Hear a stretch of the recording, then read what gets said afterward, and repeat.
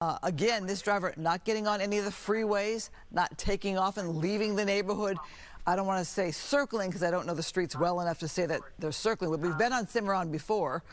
We've been in the South LA area for a while now.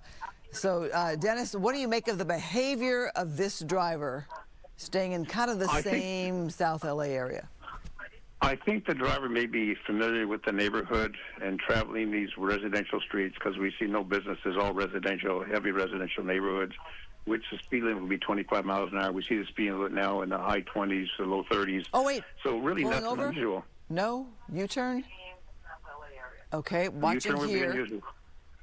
We haven't seen any U-turns yet. Wow. That would be, on the sidewalk. Dennis, let me take it here.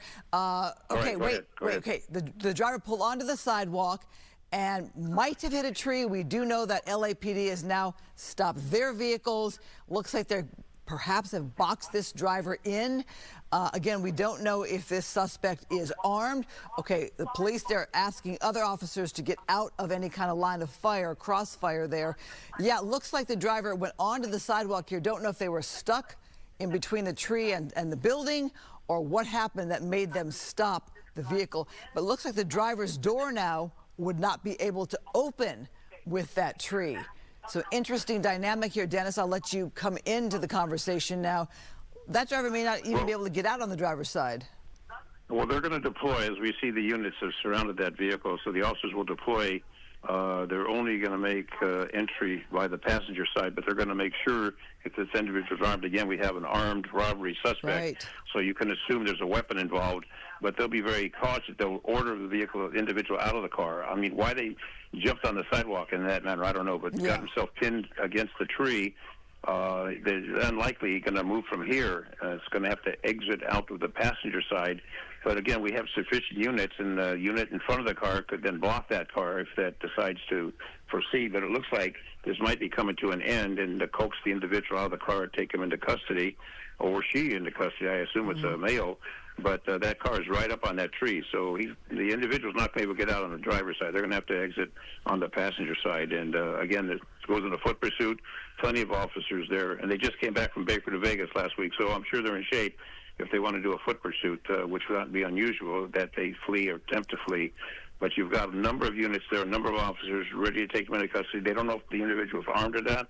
We know it's an armed robbery. Could be a weapon, a knife, a gun, anything. Something that is a weapon that could cause bodily injury or death. So what they're going to do is use extreme caution. But they've got devices that they could utilize to get the individual out of the car if it turns into a standoff and they need to bring in the SWAT and the SWAT vehicle, et cetera. But they're going to use extreme caution. They don't want to jeopardize any officers or the individual. They want to take the individual into custody in a peaceful manner and let the criminal justice system deal with it. But you see the officers are there. They're standing around doing what they need to do to secure the scene. So the vehicle, basically, the individual is surrounded.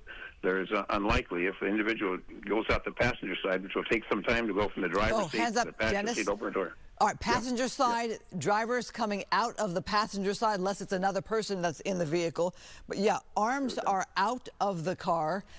Looks like the person's shimmying his way out of the vehicle on the passenger side. My guess is that would be the driver who had to scooch over to the passenger side. That driver is clearly showing the hands, clearly showing that they are holding their hands up. And it looks to me like they are attempting to comply. Okay, out of the vehicle now. Okay, that had to be a bizarre situation there. So we're a little blocked by the tree there, but it looks to me like that driver is listening to the commands of police, and they're going to probably make sure that the driver doesn't have the car keys and nothing else, you know, and no kind of weapon at all. Probably getting that driver away from the vehicle because, again, I don't know, Dennis, if there's somebody else in the car as well. There were two others before. That's possible. So they're going to make sure that this individual is taken into custody. Then they'll, with caution, approach the car, make sure there's no one in the back seat, no one in the trunk. They need to make sure that car is safe.